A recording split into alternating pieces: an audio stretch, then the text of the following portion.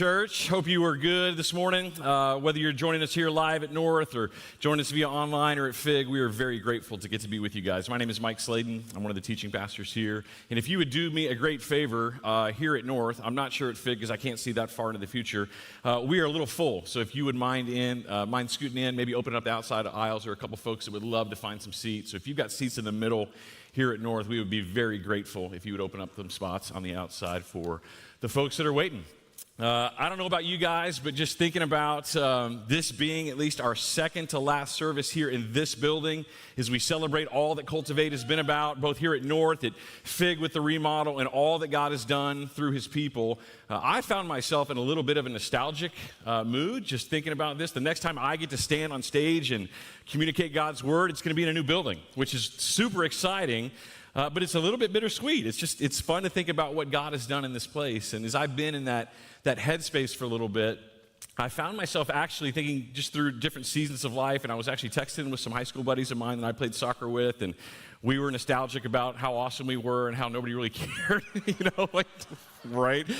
But man, I don't know, I've shared this story a couple times, but I actually had the privilege to play high school soccer with some really, really good guys. I did not get the build of our lead pastor, so I didn't play football. I played soccer because this is what God gave me, right? But we had an incredible team. 3-time state champions when I was there, ranked second in the nation twice. I mean, I was an incredibly mediocre player on a very, very good team. And as we were moving into my senior year, I had finally kind of got up to the place where I was a starter. I wasn't warming the bench like I had been for 3 years. Super excited about maybe bringing out a 4th state championship in a row. We had finished the regular season, again, undefeated. We were 55 wins, 0 defeats going into now our 4th season as players that year. And we had rolled through our first 2 playoff games, and we were a freight train. And in that, when you have not lost a game in 4 years, when you're 55-0-5, there's a certain confidence, a certain swagger that you carry as a team. Maybe a bit of overconfidence, if you will. And in this 3rd playoff game, as we got into it, we were up 2-0, 15 minutes into the game. We were rolling through this team. And the coach, our head coach, pulls now at this point about 3/4 of our starters, 15 minutes into the game. Puts them on the bench, and our second kind of string team comes in. And they kind of held the lead. We were 2-0 all the way through halftime. Certainly the momentum had changed in that moment. We weren't rolling like we were before, but they were holding kind of where we were at. With about 15 minutes now left in the second half, 15 minutes left in the game, the other team scores. Now it's 2-1. And if you know, that's a very dangerous place to be in a soccer game. Well, our coach got nervous. He pulled all the second stringers out, put all the starters back in, cold. We go back in, and immediately they score again. It's 2-2, end of regulation. And boy, this steamroller that we thought we had in this moment was certainly over. Well, our coach in this moment pulls the keeper that's been playing now for 90 minutes, puts back in our first string keeper who had been on the bench all game. Their team comes down the field. We're playing on AstroTurf. Guy takes a shot from way outside the box, takes a really strange hop on the turf, just over the guy's gloves, into the goal. Game over. We lose 3-2. Game over. Season over. High school career over in a moment. Because what had happened in us, not just the players, but the coaching staff as well, was a bit of overconfidence, a bit of arrogance in who we were. And what it led to was a pride and a self-sufficiency that became very, very dangerous and ultimately detrimental to us. So as you turn now to Joshua chapter 9, and as we look at this story continuing in the life of Joshua, that's really where we're at. We're going to see in an incredible way all that God has done in his faithfulness in the people. But what that's beginning maybe to develop, at least in their leadership, is a bit of maybe overconfidence. And as you think about where they have been in these last several chapters, these last several weeks as we have been in the text, we saw an amazing defeat, unfortunately, at Ai because of the sin of Achan. We saw God last week restore them as the sin was found out and dealt with. We saw God kind of come to the rescue of the people. He made what was wrong then right, and they won now this battle. It took them twice to win it, but they certainly won it. And in the midst of that, they are feeling God moving in incredible ways. And there is certainly a momentum about what is happening. But as we move down to Joshua chapter 9, verses 1 and 2, I want you to watch how the nations around Israel begin to respond to what they are seeing in their midst. It says, it came about in verse 1, when the kings who were beyond the Jordan in the hill country and in the lowland and on the coast of the great sea toward Lebanon, the Hittite, the Amorite, the Canaanite, the Perizzite, the Hivite, and the Jebusite, when they heard of it, they gathered themselves together with one accord to fight with Joshua and with Israel. This entire southern coalition of kings, they realize we're not going to win on our own. And if we don't form an alliance as all these southern kings in all these nations or all these cities together, we're going to lose this battle. But something interesting has happened between the original battle that was fought in Jericho to this point in the text. They have seen Israel lose. They have seen, though it was certainly a self-inflicted gunshot wound on Israel's part, they recognize they are not indefeatable. They're not indestructible. They can lose a battle. So these coalition of kings, they get together and they say, we're going to fight together. They've seen the mighty hand of God, certainly. They know all the stories as we've heard before, but they are not submitting to what they see. Their hearts aren't melting in maybe as we've seen in other places like with Rahab, but they heard of it. And more than likely, as we talk about that idea in verse 1, they have heard of the defeat of Israel because of the sin of Achan. So they now decide to press the issue. And by the way, this was the fear of Joshua in this moment. When they lost because of this sin, back in chapter 7, Joshua says, because of this defeat, the Canaanites and all the inhabitants of the land will hear of it, and they will surround us, cut off our name from the earth, and what will you do for us for your great name? Joshua speaking then to God. So now that we're in this spot, and Bethel and Ai are defeated, the possibility now for Israel to be defeated as well is on the table.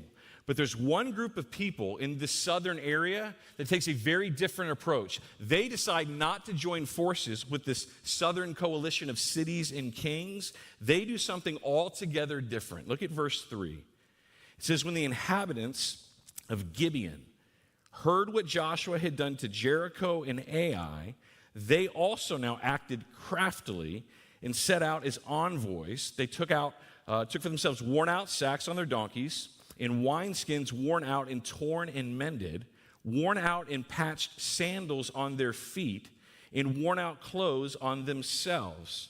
And all the bread of their provision was dry and had become now crumbled. We are introduced here to the city of Gibeon.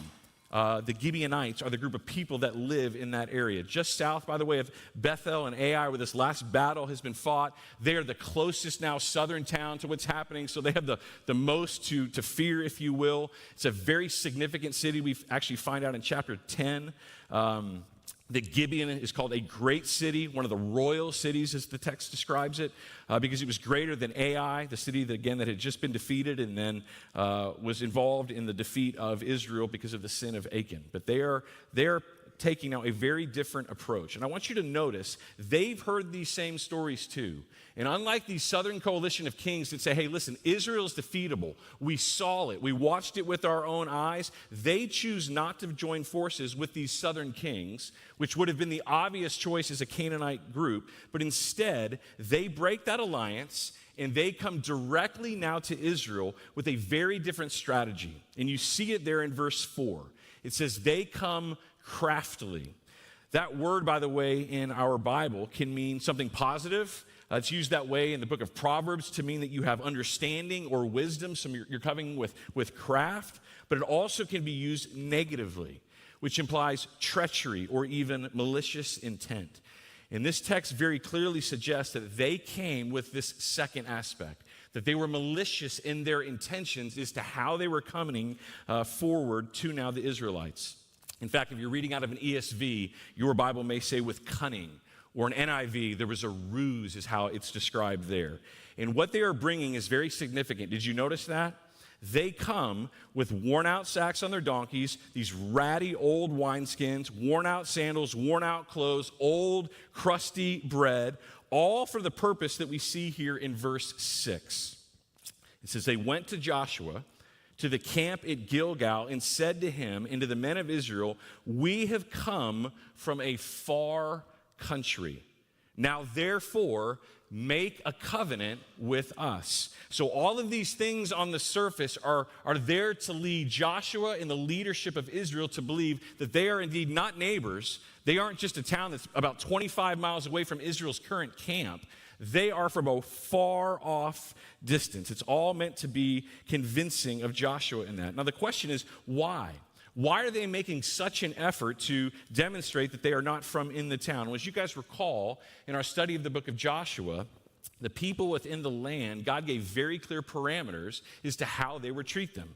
In Deuteronomy chapter 7, as we just review where we've been before, God was clear with Moses and then obviously then to Joshua.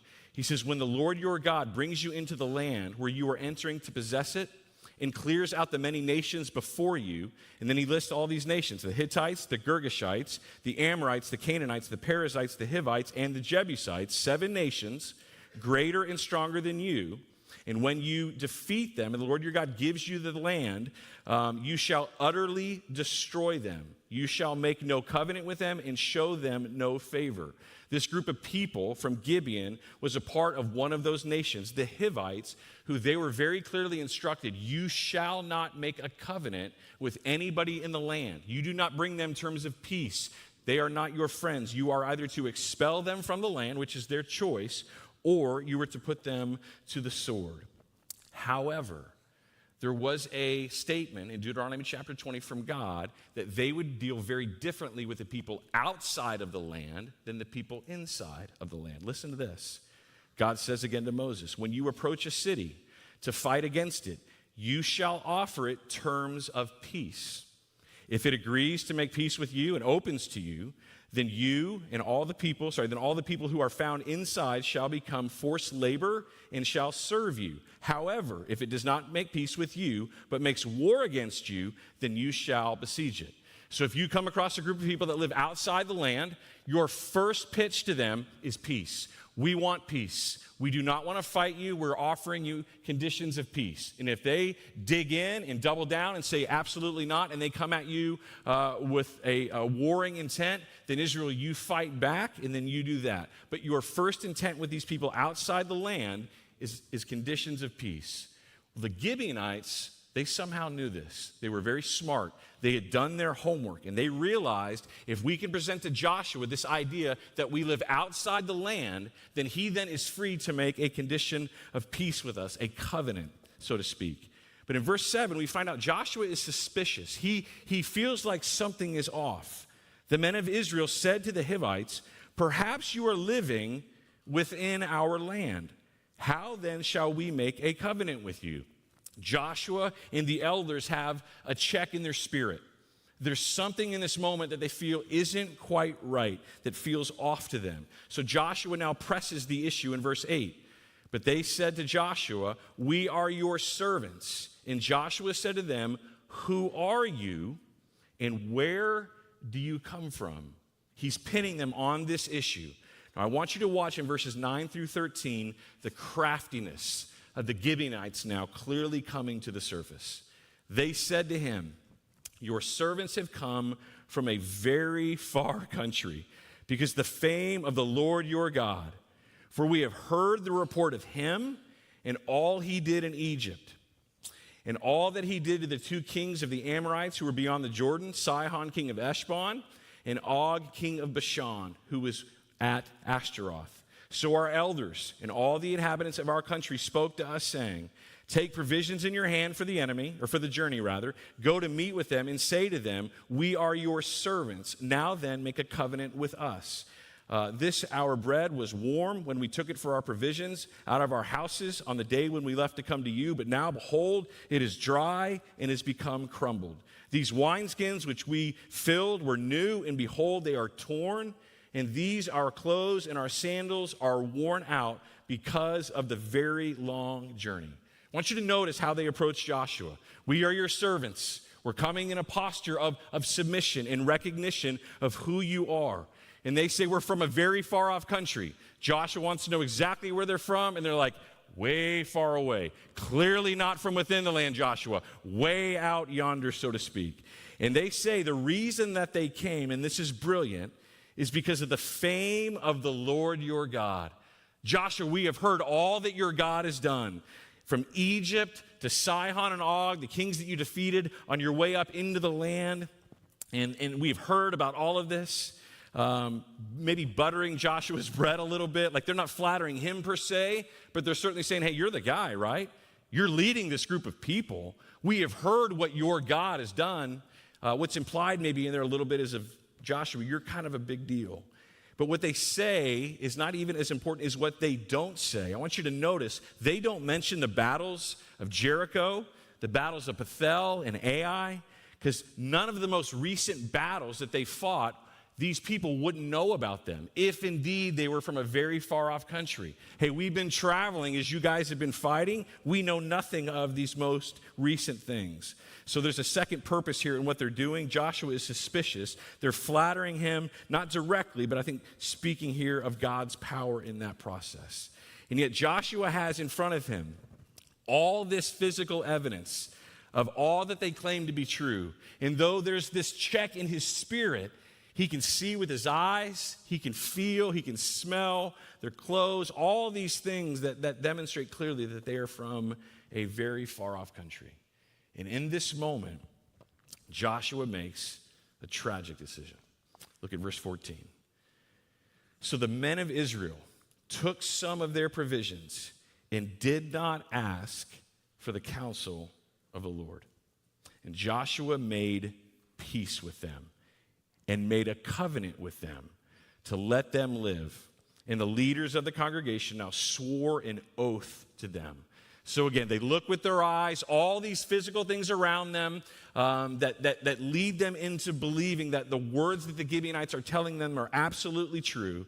And then there is the kicker in this moment, that instead of pausing and saying, you know what, me and these group of men, these elders that are leading these tribes with me, we need to pause. We need to seek the Lord. We need to ask God, hey, this feels off. God, what do we do moving forward? They rush into this decision.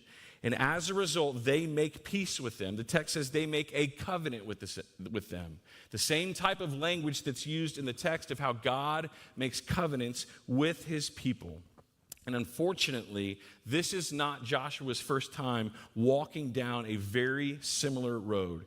In chapter 7, before Israel's defeated Ai, Joshua fails to consult the Lord as to what they're to do in this upcoming battle. So instead, Joshua's done what he's always done that's worked well in the past. He sends out spies into the land. He says, hey, go look at the city of Ai. Give me a report. I want to know what we're up against. The spies come back and say, Joshua, honestly, it's a cakewalk. After Jericho and what we saw God do there, we have an abundance of men that are available to fight. You don't need to send all of them. Send simply a fraction of the men into the land of Ai, into this city. We will defeat it without risking the lives of the rest of our people. It's a piece of cake. And then Joshua, instead of consulting the Lord, does exactly that. And the result of the battle that day, as you remember, is Israel is defeated. 36 men, the text tells us, die that day from Israel because of Joshua's rushed and unprocessed decision with the Lord. So we're seeing here a pattern with Joshua making decisions without first consulting the Lord that cost him and the people around him dearly. And here we are again, watching Joshua do yet the same thing again, making a decision without asking God what he wants in this moment. And unfortunately, we can see where this is headed. Look at verse 16. It says, it came about at the end of 3 days, after they had made a covenant with them, that they heard they were neighbors and that they were living within their land. So they are not these distant neighbors. They are not, in fact, this group of people living outside of the land. Joshua realizes that he has been duped, and he says as much. Look down at verse 22. It says, then Joshua called for them, spoke to them, saying, why have you deceived us? Why? And saying, we are far from you, when in fact you are living within our land. Joshua realizes in this moment he has been deceived, but what's implied in this text is that he could have prevented this. Had he simply asked God, Lord, is this the case? I don't know for sure, but God, would you speak to me? But the reason we end up here is because of verse 14, that Joshua did not consult the Lord in this. Israel's learned, in a sense, that obedience in battle is going to be caused by constant trust with the Lord. And if you want victory, you're going to have to walk in that intimate relationship with God. But what I think Joshua is learning as well is that it's not just the battles, Joshua, where you've got to lean on God. It's every daily moment of life. I want you to think about the nature and character of Joshua as maybe the text has presented him to us. As you think about him maybe contrasted with Moses. Moses, as we are introduced to him, is a man that had a very unique relationship with God, that spoke to God face to face, unlike any other person in history. There was this intimacy that we see with he and God throughout this whole process.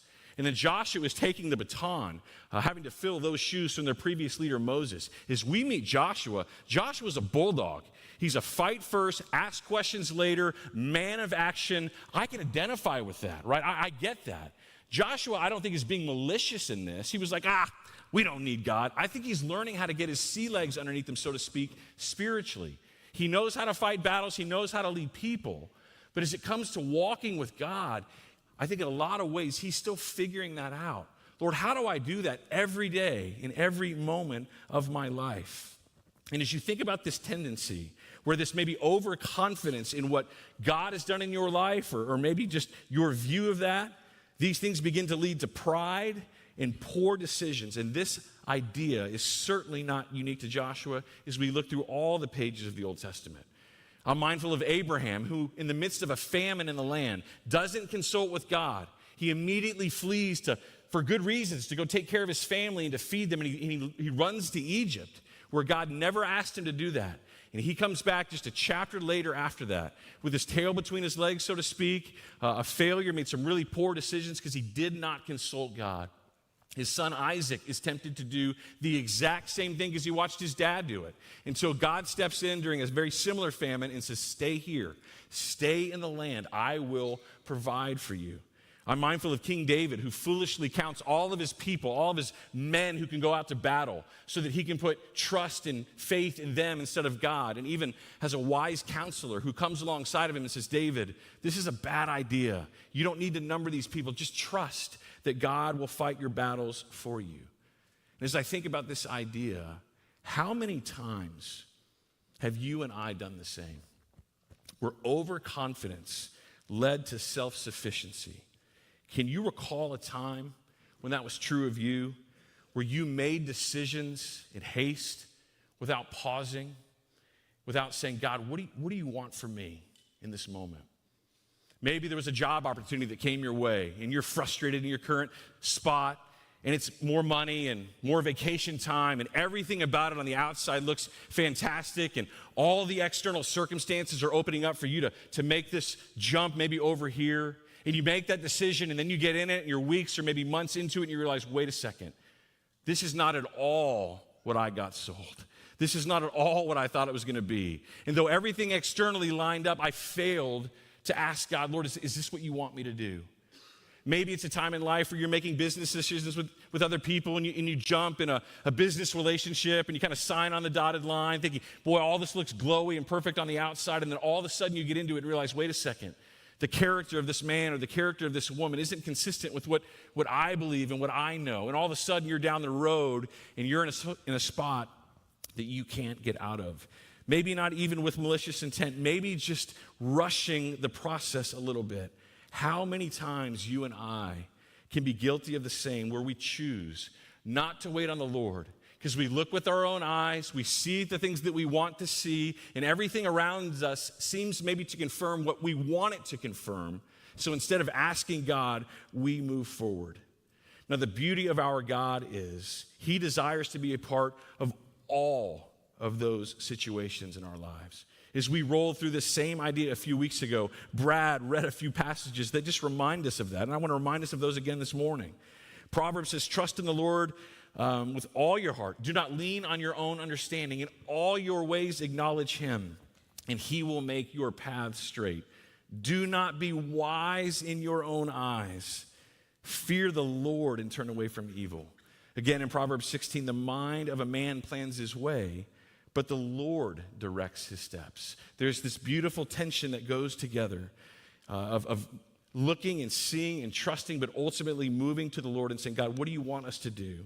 So sometimes we, like Joshua, fail to seek the Lord, but sometimes it's actually done with far worse motives, with even malicious intent. And I want you to look at the Gibeonites because they're a beautiful example of this exact idea. I want you to look at now their explanation to Joshua as to why they did what they did, why they say to Joshua this ruse. Look at verse 24. It says, so they answered Joshua and said, because it was certainly told your servants that the Lord your God has commanded his servant Moses to give you all the land and to destroy all the inhabitants of the land before you. Therefore we feared greatly for our lives because of you and have done this thing. Now behold, we are your servants. Do as it seems good and right in your sight to us. So they recognize, unlike the other southern kings, that they are in a battle that is simply not winnable. They choose not to fight. They choose, in a sense, to lay down arms. But they want to save their own skin, and as a result, they simply lie. Now, I want you to notice about them, you don't see a sense of repentance in them. You don't see in them a desire to submit and turn to the Lord in worship. Never do we see statements like Rahab made in chapter 2, where she says, Joshua, I've heard about your God. And as I heard these stories, our hearts melted before us. No courage remained in us. Rahab seems very genuine in her movement towards the Lord.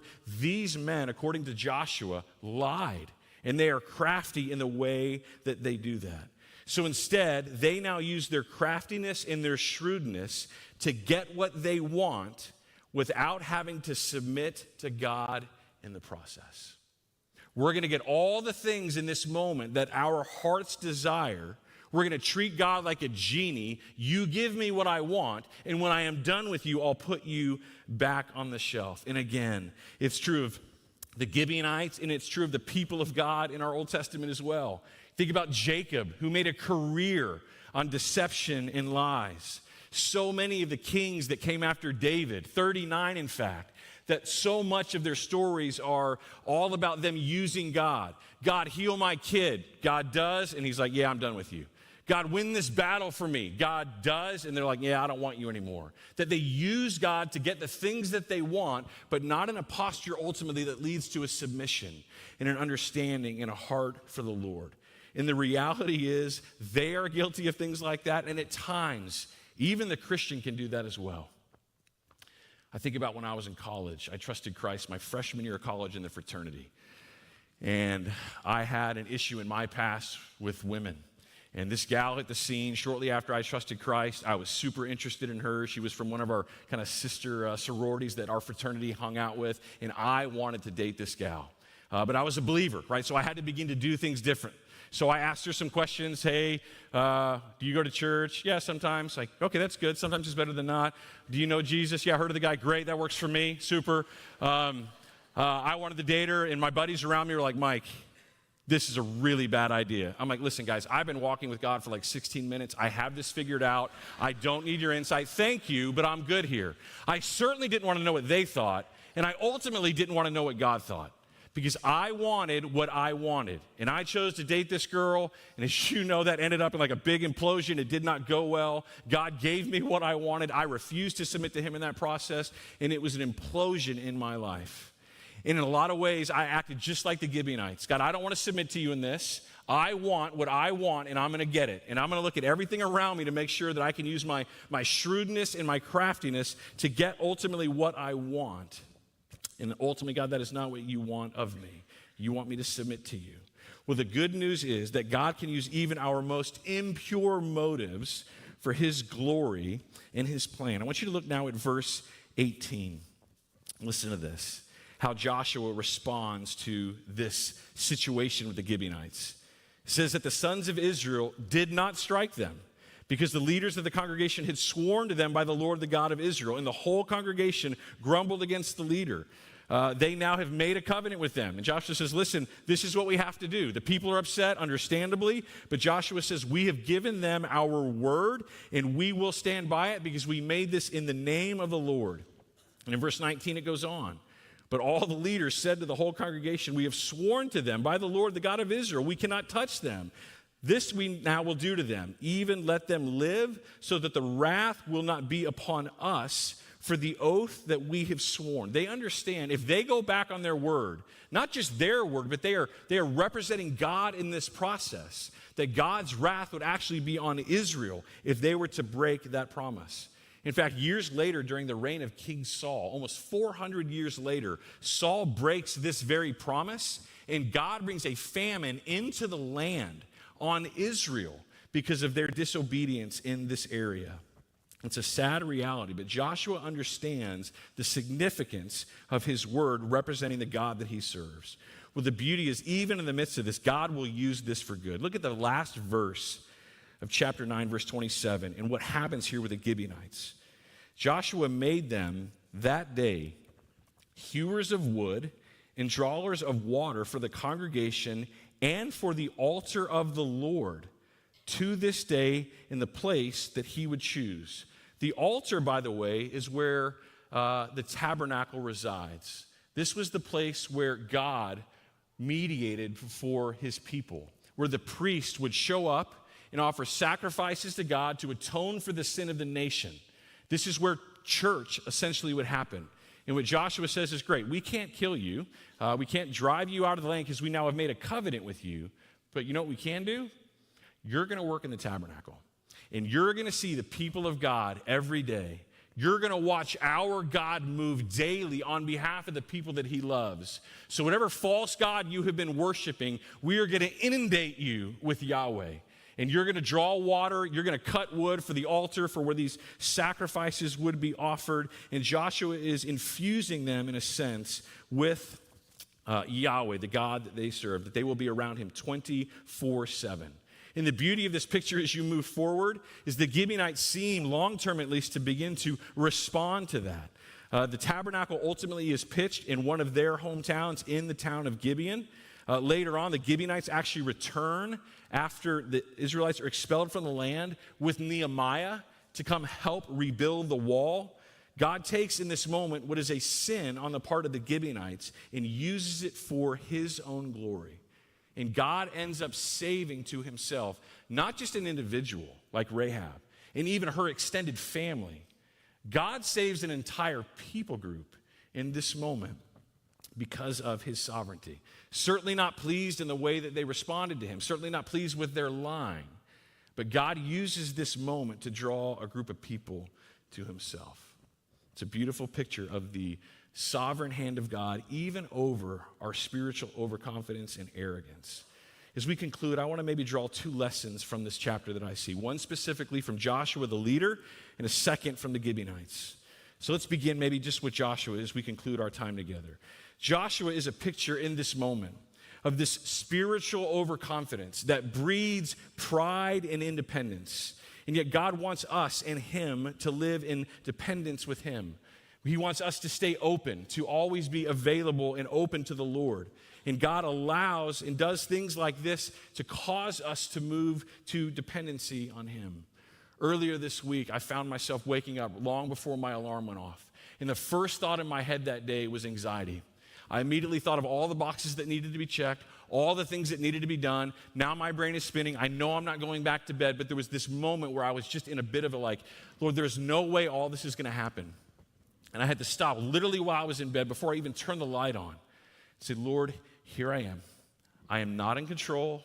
Control freak Mike really would like to be, but I am not. I'm not sovereign over this universe. You are. Father, would you please step into this? I can't do these things. I just want to be available to you in this moment. I want to be open to you, as we have heard Brad said for weeks and weeks and weeks.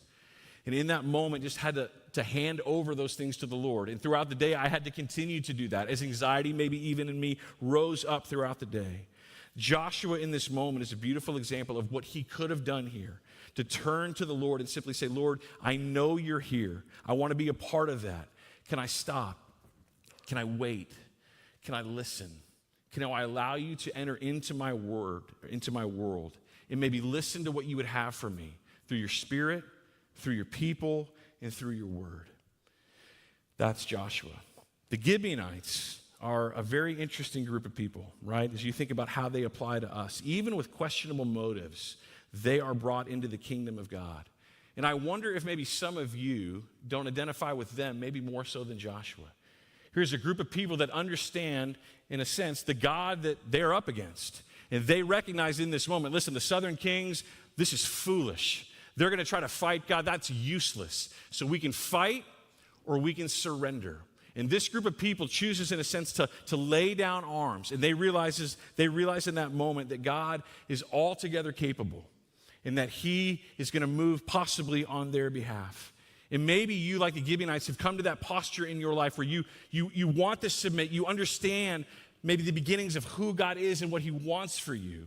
But you end up maybe fighting that a little bit. And that's exactly how the Gibeonites do. They use their own tactics and their own craftiness ultimately to get what they want from God. But there's a beautiful picture of the gospel even in their lives. They recognize the problem in front of them, that God is sovereign and they are not going to win. And they come even with these wrong motives, but they come with an admission of surrender, willing to say, Lord, I will bow myself before you.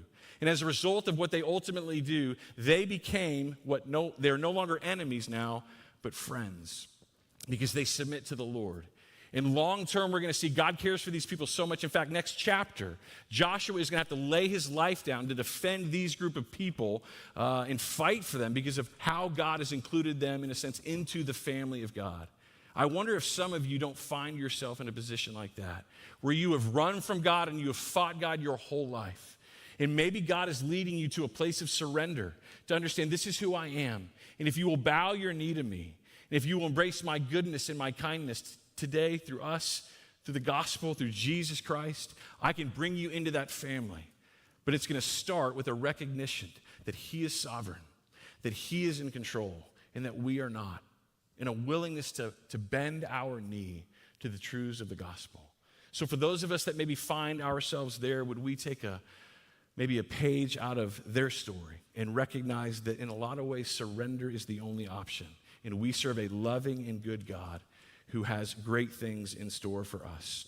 And would we as a group of people, as the church, not be ultimately like them? Would we be willing to not treat God like a genie, as both Joshua and the Gibeonites did to some degree, to be open to him and walk with him? And would we embrace the words of Psalm 16 that say that you will make known to me the path of life, and in your presence is the fullness of joy, and in your right hand there are pleasures forever.